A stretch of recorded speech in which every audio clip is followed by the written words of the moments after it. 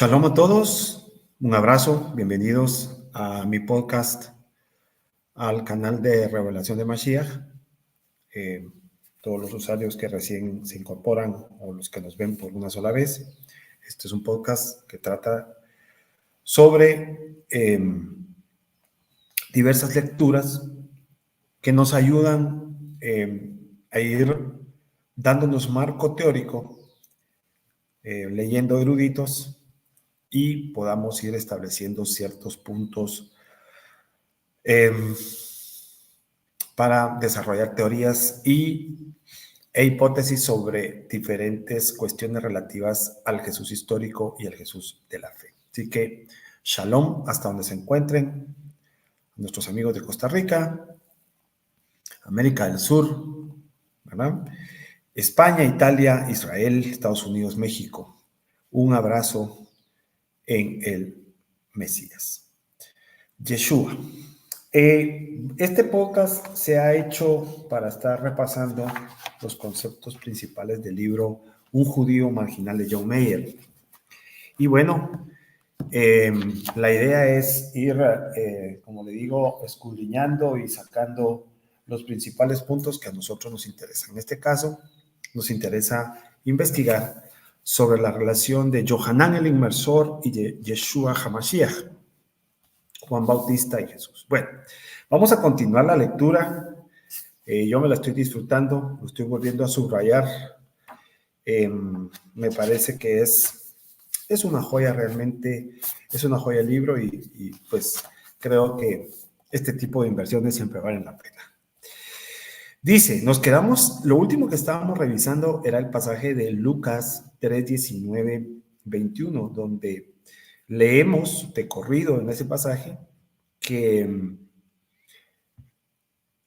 Juan el Bautista fue encarcelado antes del bautismo de Jesús, según Lucas, y que en el relato del bautismo no dice claramente que haya sido Juan el Bautista que haya bautizado a Jesús. Bueno, la pregunta es si eso es histórico o no es histórico.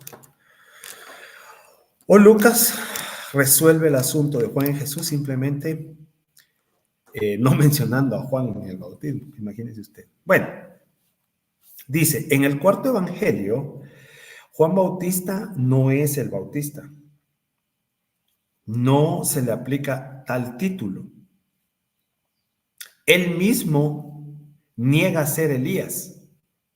Juan 1:21. Aunque Jesús en los sinópticos insinúa en Marcos 9:13 o afirma abiertamente, Mateo 11:14, 17, 12 y 13, que lo es. Y qué interesante.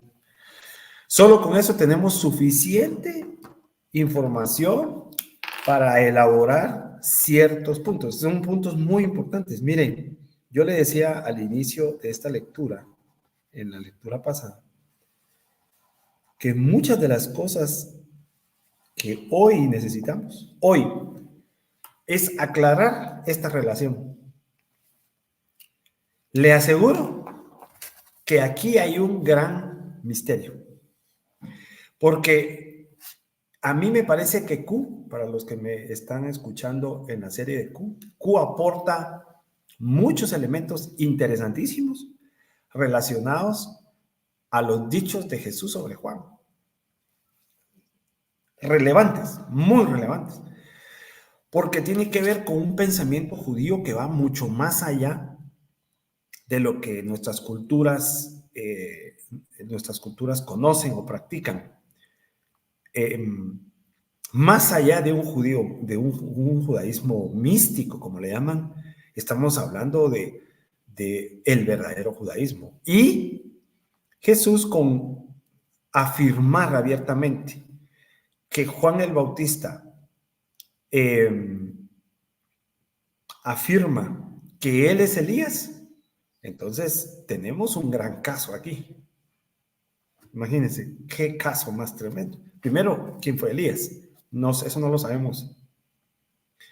Bien haríamos en voltear a Elías, para que sepa, para mí el profeta verdadero es el que está prefigurado después de Yeshua, hablando de profetas del nivel de Moisés. Para mí el profeta típico con el perfil de que nosotros deberíamos de buscar si buscamos la profecía es Elías. Eliyahu, me parece a mí, es el perfil típico de un profeta de Elohim. Pero bueno, el bautismo de Juan, claramente definido en los sinópticos, Marcos 1:4, como un bautismo de arrepentimiento para el perdón de los pecados, nunca es relacionado con el arrepentimiento y el perdón en el cuarto evangelio, donde se convierte en un medio de revelación cristológica, Juan 1:31.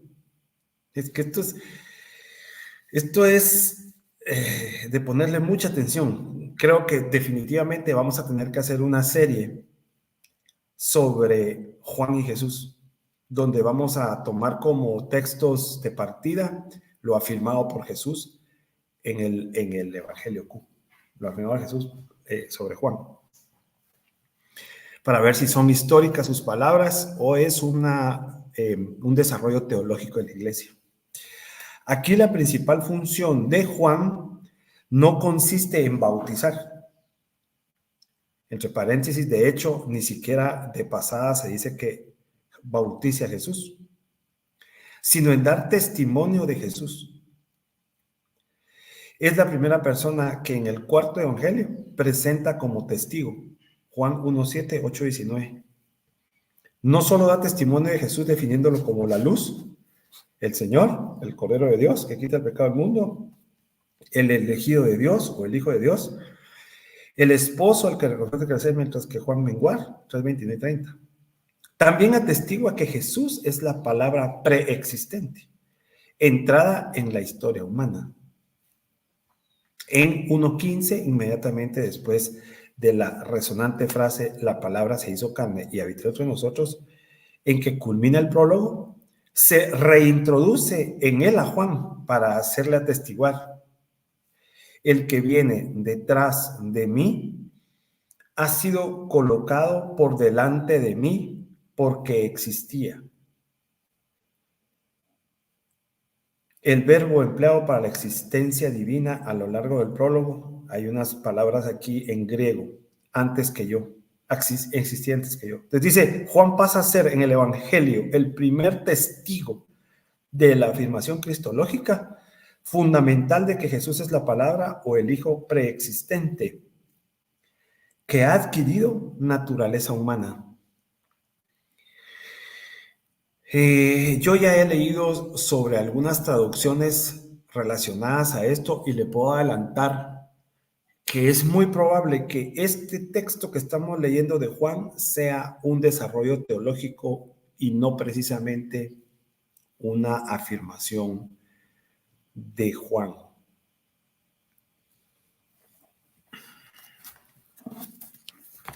Se pone interesante, ¿verdad? Esta increíble diversidad, por no decir conflicto, de interpretaciones que se encuentran en los cuatro evangelios se debe a un simple hecho.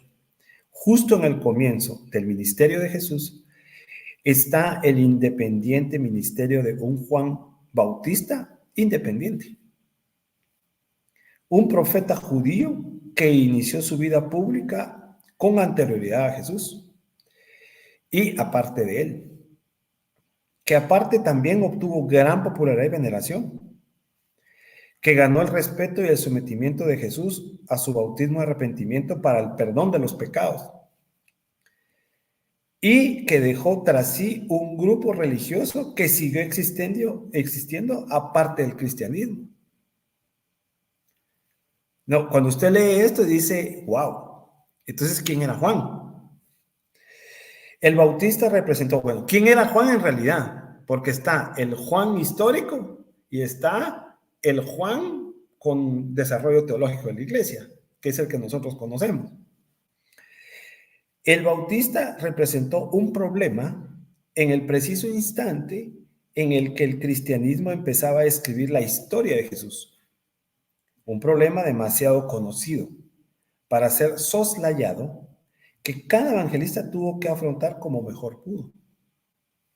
Cuando usted pone esta literatura, estos puntos como premisas de su estudio, va a llegar a teorías interesantes, a puntos interesantes sobre lo que pudo haber sido Juan y la verdadera relación entre Juan y Jesús.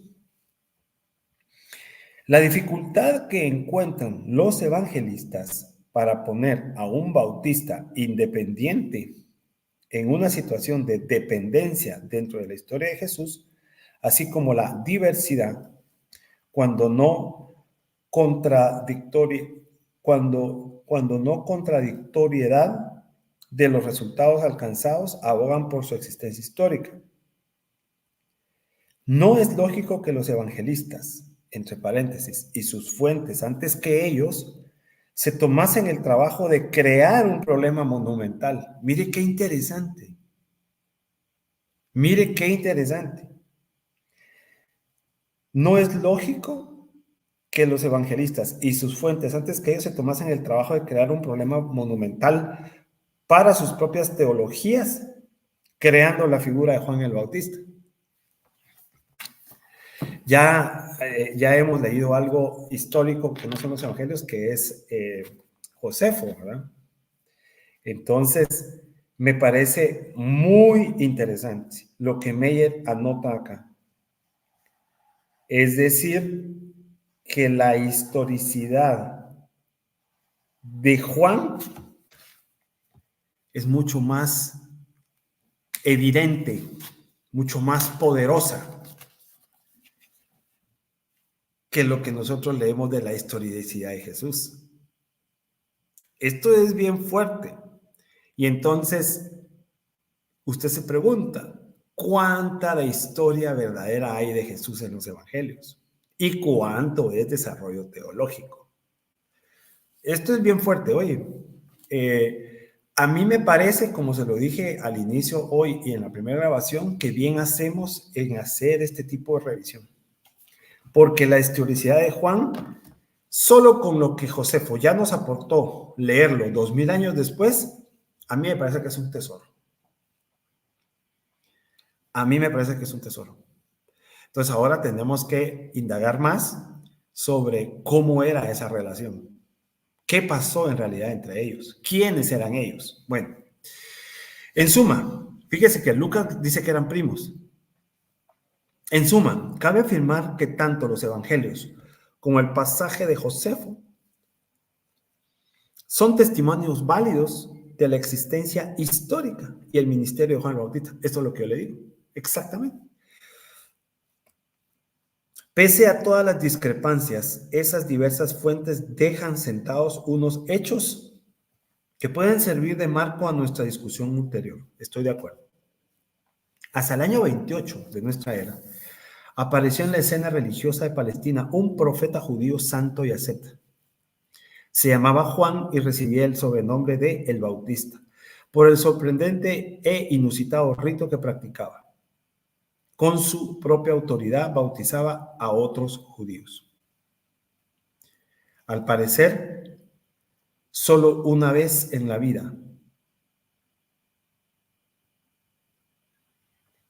como signo de que estaban arrepentidos de pasadas iniquidades, limpios ya de pecado y resueltos a vivir una vida nueva, moralmente pura. No estoy de acuerdo con esa afirmación. Ahí creo que John Mayer está introduciendo una doctrina puramente cristiana. No estoy de acuerdo. No estoy de acuerdo con lo que él dice. Porque yo no veo por qué Juan o Yohanan el inmersor no tendría que practicar Tevilá Mikveh Mayim, inclusive alrededor del templo, que era la costumbre antes de ir al templo pasar a la Mikveh. Yohanan no tenía por qué inventarse algo nuevo, yo lo he dicho, ahí no estoy de acuerdo.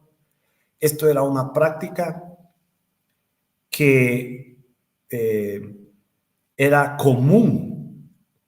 Pero, ¿qué es lo diferente entonces? ¿Qué es el ingrediente? Yo no diría nuevo, sino profético. Esa es la palabra.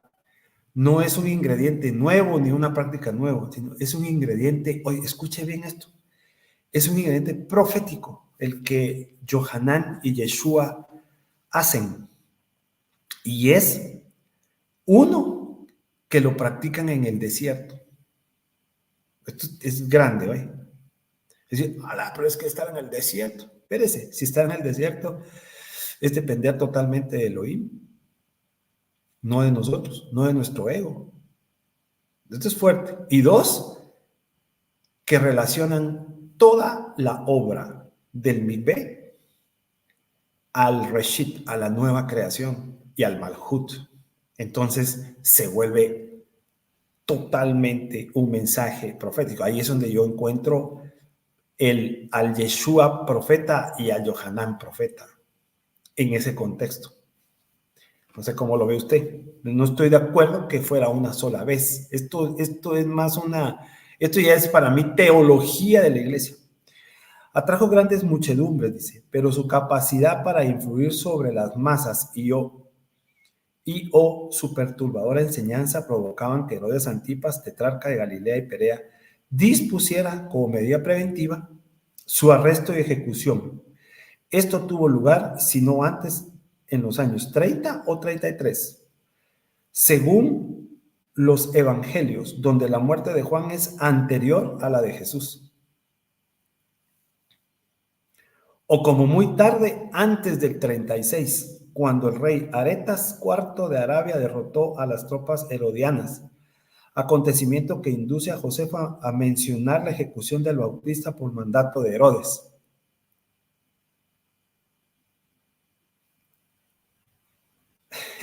No, es que esto está... Y si en realidad la conciencia que los evangelistas pusieron sobre la muerte de Juan no sucedió en el tiempo que nosotros creemos y nos sucedió después, inclusive después de la muerte de Yeshua.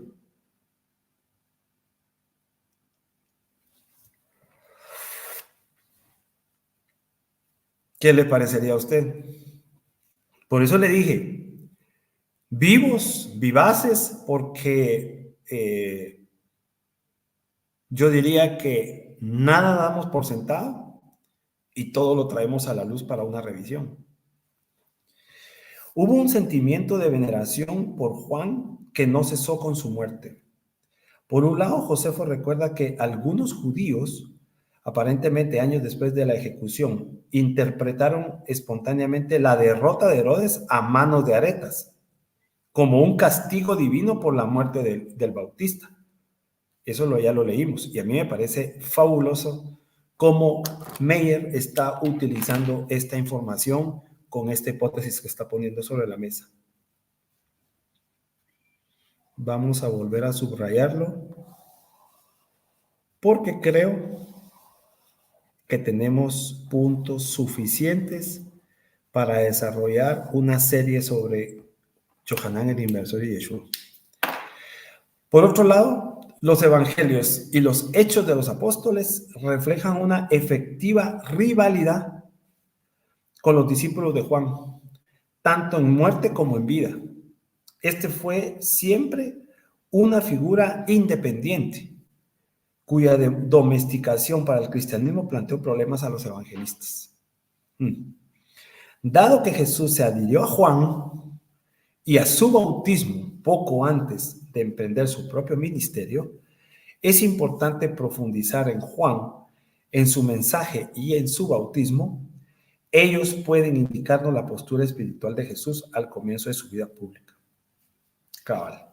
Profundizar en Juan, en su mensaje y su bautismo. La postura espiritual de Jesús al comienzo de su vida pública. A mí me parece espectacular lo que estamos leyendo, realmente. Me parece espectacular. Así que saludos a España. Yo sé que ya se comenzaron a interesar por esta lectura. Un saludo a España. Un saludo a Enrique. Creo que tenemos interesantes puntos que revisar. Vamos a seguir leyendo. Hemos terminado el punto 1. Qué interesante está. El punto 1 se llama la existencia histórica de Juan Bautista. Este punto 1 tiene notas.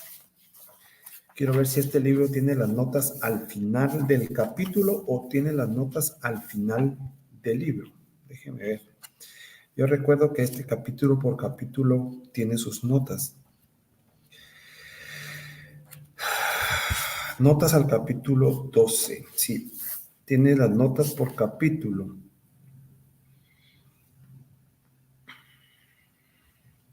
Están todas las fuentes bibliográficas, que son muchísimas.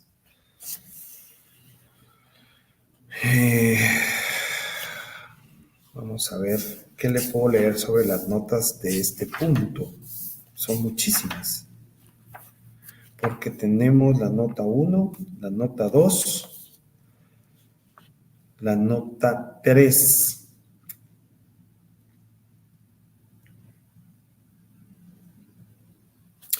La nota 3 dice lo que Josefo ofrece sobre Juan. Déjeme compartirle algo de acá. Puesto que casi todos los críticos contemporáneos rechazan como interpolaciones tardías los dos pasajes referentes a Juan de la llamada versión eslava antigua, en realidad rusa antigua, de la guerra judía, no serán tratados aquí. Entre las muchas curiosidades que presentan estos textos, es preciso señalar que Juan nunca es mencionado por su nombre, sino siempre mediante alguna descripción. ¿Ok? Por simple afán de informar cumplidamente, incluyo la traducción de los dos pasajes, tomando como base la ofrecida por Fouquet Jackson y Kiersop Lake en The Beginnings of Christianity, Part 1, The Acts of the Apostles, 5 volumes. Ok, dice, pues bien, en aquel tiempo un hombre vagaba entre los judíos vestido de una manera inusitada, porque llevaba envueltas en pieles todas las partes de su cuerpo, no cubiertas de pelo. Interesante. Además, por el aspecto de su semblante, daba toda la impresión de ser un salvaje. Este hombre fue en busca de los judíos y los llamó a la libertad, diciendo: Dios me ha enviado para que os enseñe el camino de la ley, mediante el cual os podréis liberar del gran esfuerzo por sustentaros. Y ningún mortal mandará sobre vosotros, solo el Altísimo que me ha enviado. Qué palabras, más cosa más tremenda esto. Al oír esto, la gente se puso contenta y toda Judea, la región que circunda a Jesús, lo siguió. Y dice, él se limitaba, ¿sí? Él se limitaba a zambullirlos en la corriente del Jordán y a dejarlos marchar, diciéndoles que debían dejar de cometer malas acciones y prometiéndoles que les sería dado un rey que los haría libres y conquistaría para ellos todos los pueblos que aún no les estaban sometidos, pero que ninguno de aquellos a los que nos referimos sería vencido. Algunos lo insultaban, mas otros terminaban creyendo. Qué interesante. Más tarde fue conducido a Arquelao, donde se habían reunido los hombres versados en la ley. Estos le preguntaron quién era y dónde había estado hasta entonces. A esa pregunta él respondió lo siguiente: soy puro porque el Espíritu de Dios ha entrado en mí y alimento mi cuerpo con juncos, raíces y virutas. Pero cuando ellos se lanzaron sobre él con ánimo de torturarlo, si no se retractaba de sus anteriores palabras y acciones, habló de nuevo: es preciso que abandonéis vuestras atroces obras y os unáis al Señor vuestro Dios. ¡Qué cosa más fuerte! Encolerizado se levantó Simón, un escriba de origen esenio, que exclamó: nosotros leemos todos los días los libros sagrados, pero tú que acabas de salir de los bosques como una bestia salvaje, ¿cómo te atreves a enseñarnos a nosotros y a seducir a la gente con tus escandalosos sermones? Perdón, hacia el hombre con intención de lastimarlo, pero él, reprendiéndolos, dijo: no os voy a revelar el secreto que se esconde en vuestros corazones, puesto que no lo habéis querido. Por tanto, vosotros mismos os habéis atraído una indecible desgracia. Qué cosa más tremenda esto. Y habiendo hablado así, se trasladó al otro lado del Jordán, y como nadie se atrevía a censurarle, hacía exactamente lo que había hecho antes. Y dice, punto 2, estando Filipo en el poder, vio en sueños que un águila le arrancaba los 2 ojos. Por eso convocó a todos sus sabios. Pero como cada uno explicaba el sueño de diferente manera, el hombre al que antes nos hemos referido, diciendo que iba vestido de pieles de animales salvajes y purificaba a la gente en las aguas del Jordán, se presentó ante él sin haber sido llamado. Y dijo, escucha la palabra de Dios sobre el sueño que has tenido. El águila es tu corruptibilidad, porque esa ave es violenta y rapaz. Y ese pecado te costará los ojos con que son tu poder y tu esposa. ¡A la gran chucha! ¡Qué fuerte! Tal como él había hablado, antes de esa noche murió Filipo y su poder fue entregado a Agripa. Para los que tenían duda si Juan era un profeta, ¿no? Profeta típico. ¿Sí? Y su esposa se casó con Herodes, su hermano. A causa de ella, todos los hombres versados en la ley abominaban de él, pero no osaban criticarlo en su cara. Solo ese hombre, al que la gente llamaba salvaje, se presentó airado ante él y dijo, ¿por qué has tomado a la mujer de tu hermano?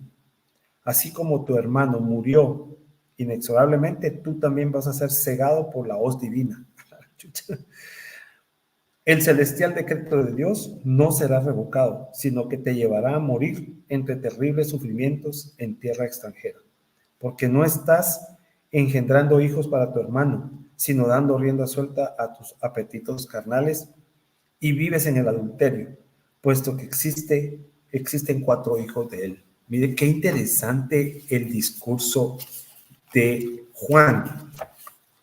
Al oír esto, Herodes se encolerizó y ordenó que el hombre fuera golpeado y sacado de allí. Pero este seguía acusando intensamente a Herodes ahí donde lo encontraba.